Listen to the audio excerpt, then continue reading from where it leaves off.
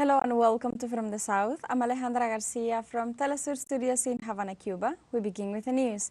The President of Mexico, Andrés Manuel López Obrador, warned on Wednesday about the regrouping of the right-wing movement in Venezuela. During his daily morning meeting with the press, the Mexican head of state referred to the statements issued by international organizations about the Venezuelan elections and warned that several countries and the OAS seek to drag Mexico into interfering in matters that only concern the Venezuelan people. In relation to the electoral process held in the Bolivarian nation, López Obrador reiterated that his government is waiting for the ruling of Venezuela's highest electoral authority before taking a position. Ahora, por ejemplo, en el caso de Venezuela. Now, for example, in the case of Venezuela, I don't know if you have noticed that there is a regrouping of the right-wing movement, even the OAS. I don't know if yesterday, did they resolve anything yesterday? Un reagrupamiento, ¿no?, del movimiento de derecha. Hasta la OEA, no sé si ayer resolvieron algo ayer. ¿No se reunió la OEA ayer? Didn't the OAS meet yesterday? And what did it resolve? Nothing. The OAS is trying to resolve the same, isn't it? Por resolver lo mismo, ¿no?, de que ganó uno de los candidatos. Sí, pero están en eso.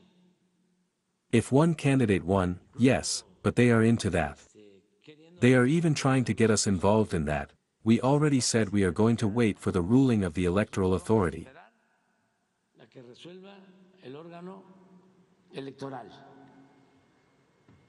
Venezuelan National Assembly begins on Wednesday a public consultation process across the country on a bill against fascism which seeks to protect the population from the violence promoted by the extreme right. The bill was presented last April to the National Assembly by Executive Vice President Delcy Rodriguez and passed its first reading by a qualified majority. The purpose of the law is to establish the means and procedures to preserve peaceful coexistence, public tranquility, democratic exercise, and the recognition of diversity and tolerance. The norm has a chapter to social media, described in the law as a new machinery designed to promote hate and violence over tolerance, love and coexistence. After the popular consultation, the bill will be sent back to the Parliament for a final approval and its immediate implementation. On Wednesday, the government of Venezuela rejected the criticisms of the High Commissioner for Human Rights, Volker Turk, about the initiatives of the National Assembly to confront interference and violence in the country. On a communique, the Venezuelan government expressed, the Bolivarian Republic of Venezuela rejects in the strongest terms the intemperate statements of the High Commissioner for Human Rights, Volker Turk, in which he dares to give his opinion on the legislative initiatives of the Venezuelan National Assembly concerning the regulation of non-governmental organizations and the fight against hate speech and the eradication of fascism and Nazism as political expressions contrary to the constitutional principles. The Venezuelan administration further stated, Mr. Turk takes off his mask and plays the role for which he was appointed at the bureaucratic post in the United Nations system by the imperialist powers, playing the role of plaintiff against the Bolivarian government and the dismissive of the violent riots that attempted against the peace and tranquility of Venezuelans, killing innocent people, setting fire to schools, hospitals, political party headquarters, and public spaces of the community, clear crimes that violate human rights. The text stressed the following. The Bolivarian government is certain that it is not Mr. Turk's ignorance that pushes him to disregard that the vast majority of the countries worldwide in all continents have fostered laws to protect the people from the evils of fascism and Nazism, as well as have pursued an important package of legal instruments to regulate the functions of non-governmental organizations, which in many cases represent obscure interests that seek to twist the welfare of the people over the duty of the states.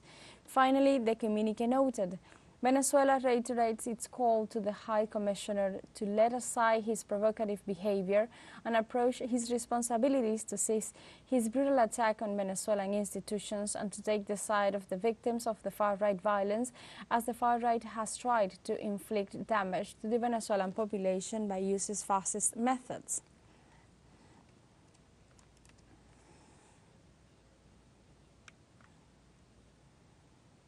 Argentina's former president Cristina Fernández testified before court on Wednesday in the trial for the assassination attempt she suffered in September 2022.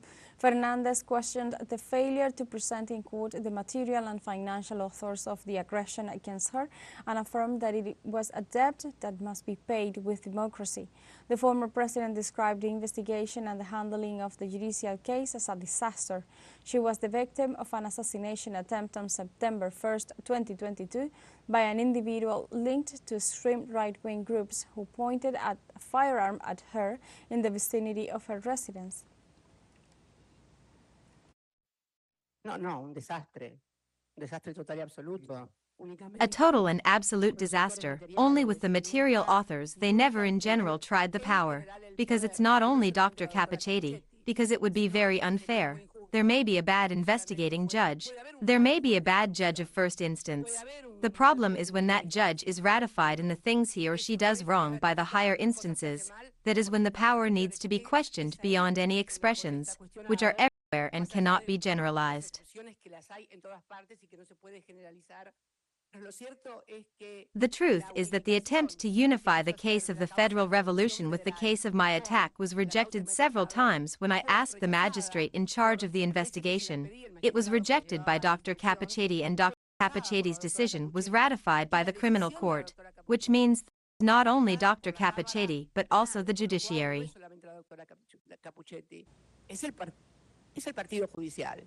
Let's take a short break, but remember you can join us on TikTok at teleSUR English, where you'll find news in different formats, news updates and more. We'll be right back. Stay with us.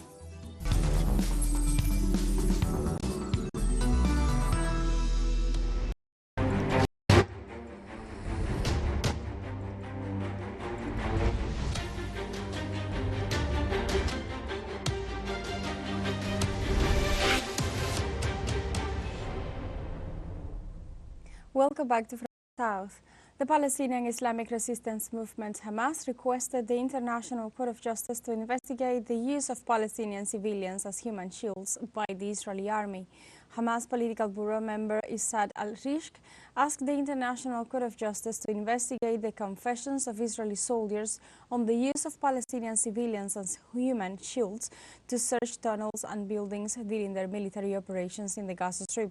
The Palestinian resistance leader referred to a report based on testimonies of soldiers and officers of the occupation forces requesting that they be annexed to the war crimes file for which the Israeli occupation is on trial.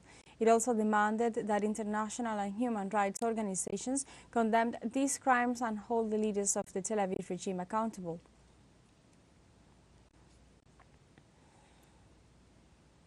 The president of Turkey, Recep Tayyip Erdogan, declared that he will not allow Israel to set the region on fire. The Turkish head of state vowed to hold the Israeli regime accountable for its crimes committed against the Palestinians in the Gaza Strip. The head of state reiterated Turkey's opposition to Israel's attempts to spread the conflict in the Middle East and vowed to fight until the Tel Aviv regime faces the law.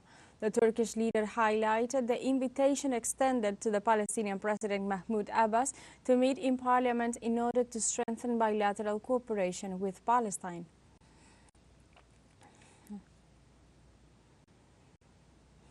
The interim Prime Minister of Lebanon, Najib Mikati, stresses the importance of national unity to confront the threats and aggressions of the Israeli occupation forces.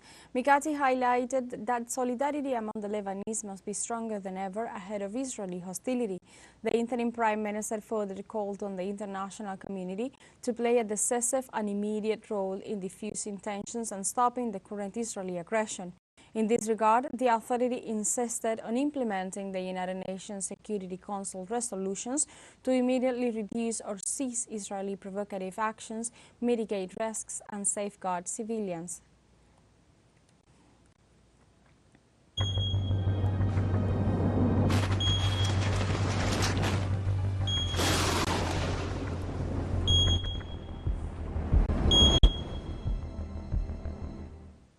Tropical storm Ernesto strengthens and causes damage in Puerto Rico, leaving almost 1 million people without electric power. According to authorities, the storm has caused road closures due to flooding, persistent winds and heavy rains, especially on the eastern side of the island. In this sense, meteorologists warned that Ernesto is forecast to strengthen, and it is estimated that within hours it will become a cyclone, which could reach a higher category in a couple of days. In this regard, the authorities mobilized the National Guard, suspended classes in public schools, and sent home those officials whose work was not essential in view of the arrival of the tropical storm.